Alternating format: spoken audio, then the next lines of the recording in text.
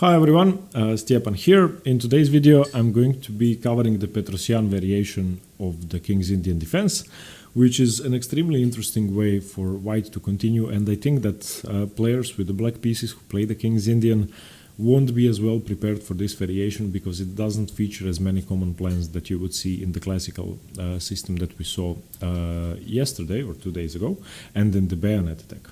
Before I start, I just want to say that I'm sorry that I haven't been answering all the comments on the channel. I just haven't had the time lately, and I hope to get back to it as soon as possible. So don't think that I don't want to answer, I just didn't have the time last few days. Okay, so we're going to be focusing on this position. Thus far, we've been looking at the positions after e5 by black, where white castles, black plays the move knight c6, and then white plays the move d5, forcing the knight to e7. And these lead to the bayonet attack or to the classical system that we have covered. The difference is here that after e5, white plays the move d5 immediately. And one huge consequence of that is that the b8 knight no longer, of course, has the c6 square, which means that the knight isn't going to be able to come to e7 anytime soon, and the knight isn't going to have comfortable development. On the other hand, the knight can choose the d7 square immediately, or the a6 square, which are both very common in this variation, both controlling the c5 square. So it's going to be much harder for white to achieve the c5 break, especially in conjunction with black's other plans in this variation. The main feature of the position, which I would like to show you now briefly, this is the position from move 23, and I wanted to show it to you before we continue in the variations, is that black is going to have a much harder time achieving the f5 break, and white, instead of going for the move c5, is going to do everything he can to play the move b4, I'm sorry. And after he plays b4, he's going to have the same type of queenside pressure, but in a slightly different way. And black is still going for a kingside attack, but in a much different way as well. So, okay, from the move d5, we are going to be looking at three moves for black. We are going to be looking at the move a5, which is by far the main line. We're going to be looking at the move knight a6, as I said, and the move knight d7. a5 is the main line, but all three moves have similar plans, and all three moves, once you learn one, it's going to be easy to adapt to the other two. a5 is, of course, the most straightforward way to fight white's ideas if you know them, and if you know that white's idea is the move b4, then a5 makes perfect sense. And then once a3, b4 has been played, you will be able to exchange the pawn. But knight a6 and knight e7 are also very interesting. The variation was, of course, called after the great Tigran Petrosian, a Soviet player, Armenian, of course, who's been employing it in the 1960s, and after him Vladimir Kravnik was a big proponent of the opening. So for the games to study, I would definitely recommend Tigran Petrosian's games. Don't think of them as old-fashioned. The great Soviet players have developed the theory, and not much has improved since then. Of course, there have been some developments, but what Petrosian concluded in the opening still stands. Let's go. Let's cover the deviations first. I want to look at the move knight a6. The move knight a6 is a very visually interesting and clear move. It controls the square b4, it controls the square c5. So stopping white in his tracks as early as possible. On the other hand, white has a very clear plan himself. The main move here is the move bishop g5. After the move bishop g5, it's clear that white is trying to prevent black from achieving f5 easily. And if black cannot achieve the f5 break, then it's going to be really hard to start a kingside attack. Therefore, the variation is going to be revolving around that. The second move white has instead of bishop g5, which I want to cover first, is the move knight d2. Knight d2 prepares to play the move f3 in some positions, closing the position down, and prepares to meet black's kingside attack effectively. To knight d2, black can now, of course, continue with the move knight e8, since the knight isn't pinned, and go for the f5 break. White, on the other hand, has played the move knight d2 with a clear purpose in mind, and that's the move h4. And this variation is, I think, most dangerous for black, and this is why I would recommend avoiding the move knight a6 on move 7, because this variation tends to be extremely aggressive for white and really hard for black to play. After h4, even though your king is castled on g8, g8 and white has already played the move h4, you have nothing better but to play f5. And the problem is that after f5, white is simply going to continue with the h5.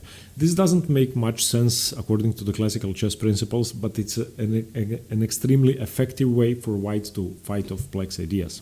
Now the move that should be played might seem strange, and this is why I think the variation is dangerous. Most of you might be thinking about closing the position down with g5 or trying to ignore that by taking on e4 or even pushing f4. But the move here, the only move that's really good for black is g takes h5. After g takes h5, your kingside position is ruined, the h-file is open, and white can do what he wants. I'm not saying that white is terminally better for black, but white is simply better, and white's game is going to be easier. The two moves that can be played here, one of them is not that good for white, that's rook takes h5 immediately. This is actually a mistake which white has to be aware of, and he probably will be if he plays h4, because now you can play the move knight f6, the f5 pawn is defended of course, rook h1, and now you get to play knight c5, and it's considered that black has great initiative here and even an advantage. The point is that very often your bishop is going to be able to come to f5 and to g6 defending everything. So white's best move is b4, forcing a lot of trades, takes, f takes e4, bishop e3, and after the move bishop f5, black is more than fine, black is more than okay, and white's kingside attack doesn't really make much sense. The main move after g takes h5, of course, isn't rook takes or bishop takes. The main move is e takes f5, and this move is tricky for black to meet. After e takes f5, you still continue with knight f6. But now after knight d to e4, I think that this position is extremely unpleasant for black. Knight takes e4, knight takes e4, bishop takes f5, bishop f3, and b6 to stop c5, rook takes h5, knight c5. Still, you will be able to defend, but this is a more favorable variation of what we just saw, and I think that white should be castling queenside. In most variations, bishop g5 is a move here, of course, sometimes. Queen d2 or queen c2 or queen e2 and castling queenside, and that I think that white is going to have a very dangerous initiative with a move such as g4 coming in, which is why after d5, the Petrosian variation, I wouldn't recommend the move knight a6. The main line is, in my opinion, not as dangerous as this sideline. So after knight a6, bringing your knight offside, white has this dangerous plan of knight d2. Knight e8, you try to go for the move f5, and then h4 comes on the board. The engine doesn't think it's the best move, but it's extremely dangerous. Okay, after knight a6, the main move is bishop g5, same as in the variation with a5, and this is why they are often going to look similar, with the difference of the pawn not being on e5 and slightly different course of development on the queen side. After bishop g5, the main idea in all variations when this is played, and it can be played against all three moves, the main idea is to simply chase the bishop away, so h6. White should never take, white should play bishop h4, and now we play g5. In some variations you are going to play h5 instead of g5, we are going to get to that. Bishop g3, and now knight h5. There are no tricks with knight takes pawn here, I don't think, because queen takes, and then I'm not sure the position is favorable. Let me just check that. Knight, because the knight is hanging twice. After knight takes g5, you can interpose knight g3. I didn't even know that. So there are no tricks with knight g5. Instead of that, white should continue with the move h4. This is the trickiest way to play, and black needs to play g4 now. g4, forcing the knight away. The knight is always going to go to h2, and now you exchange. Knight takes g3, f takes g3, h5. You need to close down to the position, and white is going to castle. And this exact position is going to happen after the move knight d7. And this position is better for black. It's almost -1 for black, which is why white should be following a different line, which I'm about to show you. So instead of the move h4, which is the trickiest variation you could play, after bishop g3, knight h5, h4 is what you play if you want to complicate matters, which I would advise you to do. I think it's really hard to play for black, but if you want to be precise and play like the super grandmasters, then the move knight d2 is what you should be playing. On the other hand, I'm of the opinion that black should still hold an edge here. after his next move, knight f4. And I think this is unpleasant for white. It's really hard to play for white. Castles, and then now black continues with f5. E takes f5, bishop takes f5, and all of black's pieces seem perfect to me, except for the rook on a8. And this knight is even pretty useful because it's coming into c5. So I think that this variation is fine for black. The only thing that white can do to spice things up if he meets the Petrosian variation d5 with knight a6 should be the move knight d2. I think that in the main line with bishop g5, black is fine and black is even better. Okay, the second move I want to look at is after d5, instead of knight a6, that black plays knight b to d7. And as we are going to see, we are going to have the same plan with h4. So bishop g5 is the main line, h6, bishop h4, and now g5, bishop g3, knight h5, and now we have the same situation with h4, with the difference of the knight not being on a6 but on d7. So h4, g4, knight h2, knight takes g3, f takes g3, h5, castles. This is the position that we have, and this is more favorable for white than the other line. The engines give it as better, even though I don't see such a big difference, which is why, in my opinion, after the move knight b to d7, black should hold an edge, if you understand what I'm trying to say. So I think that knight b to d7 is an interesting move. The engines give this as minus 0.5, which is extremely rare in the King's Indian, minus 0.3.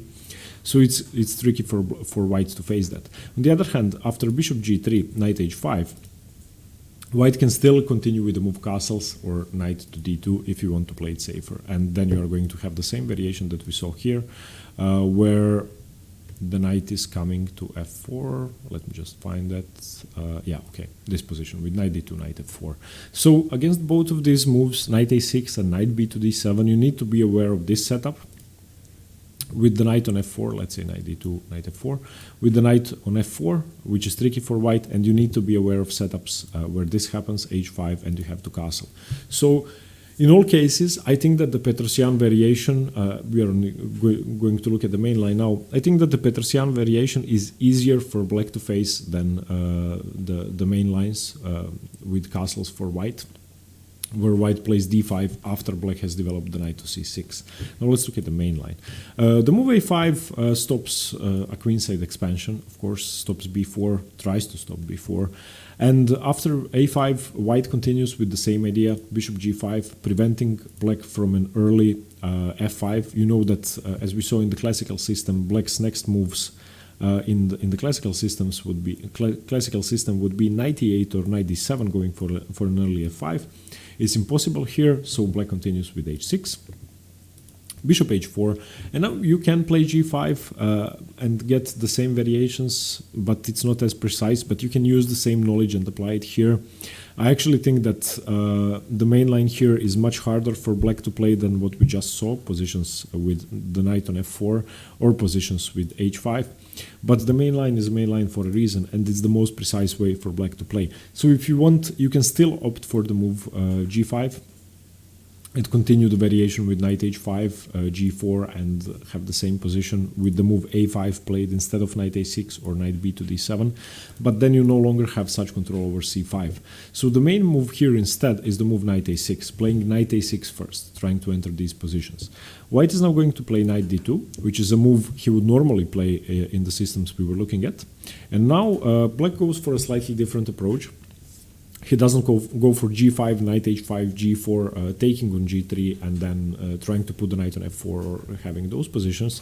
Instead of that, he simply unpins and brings the queen to a much more active diagonal, queen e8. Now, the point of the move queen e8, firstly, is to be able to move the knight. The knight is going to go to h7, which is going to enable the move f5. Secondly, once the move f5 is played, an exchange happens, so ef5, gf5. You can notice that this diagonal is now free for the queen. Therefore, the queen is going to be able to come to the g6 square. So the queen is going to be dangerously placed on g6. The white king is going to be castled, and the variation is tricky for white to meet, which is why I think that black should choose the main line. Okay, queen e8, white castles, even though he knows what's coming. Knight h7, as we said, going for f5. White plays the move a3. White wants to play a3, b3, and then b4, preparing his pawn break. It does seem a bit slow compared to what black is trying to do. And now black continues with bishop d7, developing a piece first, which makes a lot of sense. So bishop d7. White plays b3, preparing for an eventual b4. h5, and stopping, of course, any advances by white. The move a4 might be tricky because bishop d7. Yeah, I forgot to mention that bishop d7 does develop the bishop, but it also prepares to play the move a4. And if white plays the move a4, which was undefended up until bishop d7, then black isn't going to be able to play b3. And if he plays the move b4, then black is going to be able to take en passant. Therefore, after the move bishop d7, there's an immediate threat of a4, trying to prevent white from going through with his plans. So after the move bishop d7, white should play b3 to be able to play b4 afterwards. Now, of course, in this situation, if white plays the move a4, b4 can be played because there is no en passant. Okay, so after the move b3, black continues his plans. They are slightly different. As I said, black isn't going to go for g5, knight h5. Black goes for h5, f5. So h5 is his next move. h5 gains a lot of control over the squares, and the queen coming to g6 is going to be defending those squares and those pawns.